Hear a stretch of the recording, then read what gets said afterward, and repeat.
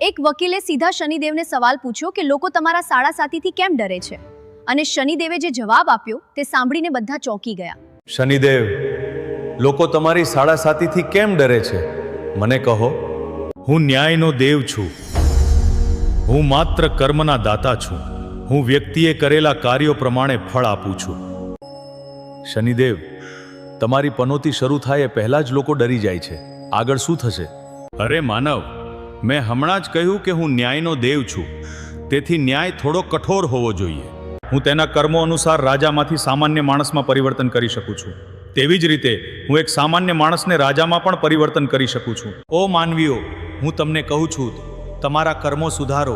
કોઈ પણ પ્રકારના પાપ ન કરો. જીવનમાં ક્યારેય ખોટું ન કરો. જો તમે જીવનમાં કોઈને દુઃખ પહોંચાડ્યું નથી, કોઈ પાપ કર્યું નથી, તો મારેથી ડરવાની જરૂર નથી. તેથી શનિની પનોતીથી ડરશો નહીં. નમસ્કાર ભગવાન શનિ, હું તમને નમન કરું છું. મિત્રો, હવે શનિદેવનો ડર ગયો ને?